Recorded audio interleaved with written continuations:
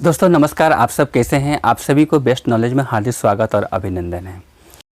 क्या आप लोग जानते हैं कि रिपोर्टर स्पीच में सब्जेक्ट के बाद मॉडल हेल्पिंग वर्ब के रूप में shall, should, will, would, can, could, may, might, must और टू यदि दिया गया हो तो उसे हम लोग डायरेक्ट स्पीच से इनडायरेक्ट स्पीच में कैसे बदलेंगे। आप सबसे रिक्वेस्ट है कि केवल इस टॉपिक को सुंदर से समझने के लिए केवल 10 मिनट से 12 मिनट तक यदि आप लोग सुन लेते हैं ध्यान लगाकर, तो कभी दुनिया का कोई भी एग्ज़ाम में इस टॉपिक से रिलेटेड कोई भी क्वेश्चन आए तो आप लोग का पक्का मुझे विश्वास कीजिए कि आप लोग इस टॉपिक से बाहर से नहीं आएगा। और आप लोग एक बार अगर ध्यान से देखते हैं तो कभी लाइफ में भूलेंगे भी नहीं।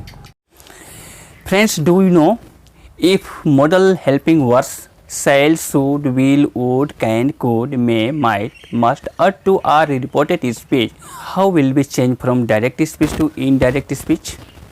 कौन सा हेल्पिंग वर्ब बदलेगा और कौन सा हेल्पिंग वर्ब नहीं बदलेगा। जैसे मान लीजिए यहाँ पर दिया गया Ram said I shall come here tomorrow. Ram ने कहा मैं कल यहाँ आऊँगा। तो आई के बाद क्या है, शैल है। शैल क्या है, मॉडल हेल्पिंग वर्ब है। तो शैल के स्थान पर यदि यहाँ पर shall, should, will, would, can, could, may, might, must और टू इसमें से कोई भी सहायक क्रिया दिया गया हो तो उसको टीएस से आईडीएस में जब हम बदलेंगे तो कौन सा सहायक क्रिया बदलेगा और कौन सा सहायक क्रिया नहीं बदलेगा, इसी को हम लोग इस टॉपिक में बहुत सुंदर से सीखने वाले हैं। Friends, if you want to learn this topic very nicely please listen and watch my all video till the end. इस टॉपिक को केवल 10 से 12 मिनट यदि मेरे साथ शुरू से अंत तक यदि एक बार से 2 बार यदि देख लेते हैं तो पूरा मैं आप लोग का विश्वास दिलाता हूं कि पूरा वर्ल्ड में किसी भी एग्ज़ाम में, किसी भी एंट्रेंस में, high school, high secondary, BA हो, एमए हो या कोई भी हाई स्कूल का टेट हो, कोई भी टेट हो, किसी भी एग्ज़ाम में, चाहे यूपीएससी हो, चाहे एसएससी हो, चाहे सीजीएल, चाहे सीपीओ, किसी भी एग्ज़ाम का एंट्रेंस में यदि कोई भी रिलेटेड क्वेश्चन आए तो इस टॉपिक से कोई भी बाहर ना आया है ना आएगा, ये पूरा विश्वास है। मैं क्योंकि मैं इसको 34 ईयर्स से टीचिंग कर रहा हूँ।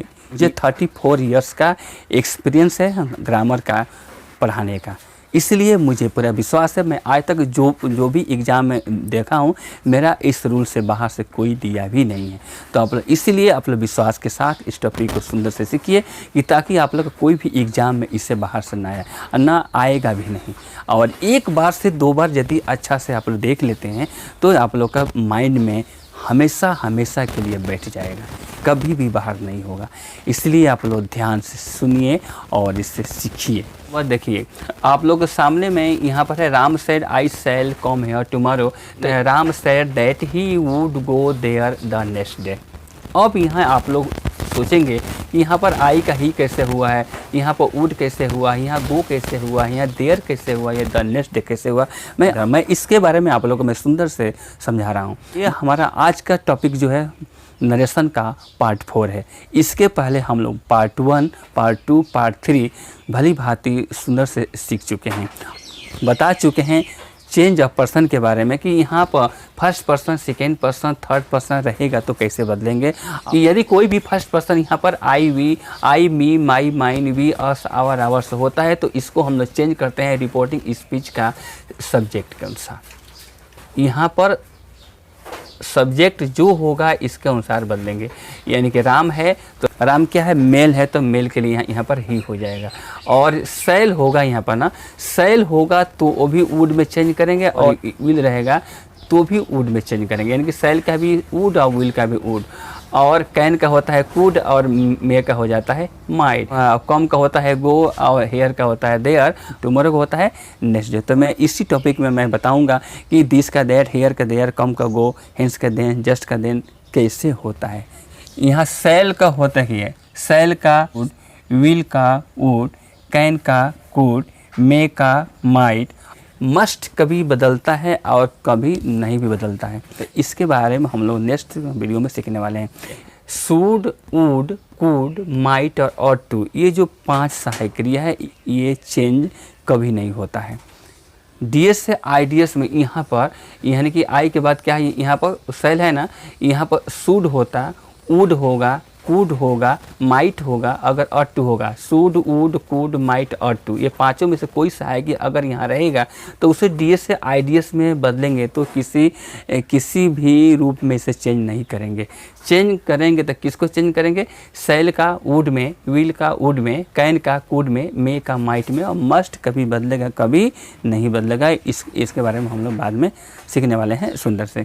तो यह नेक्स्ट एग्जाम्पल देखिए, यहाँ सी सेड टू मी, वह मुझसे कहे, सी सेड टू मी, वह मुझसे कहे कि you can do this work today, यानी कि you can do this work today, उससे कहे कि आज आप इस काम को कर सकते हो, यानी कि she said to me you can do this work today, आज आप इस काम को कर सकते हो। होगा she told me that I could do that work that day.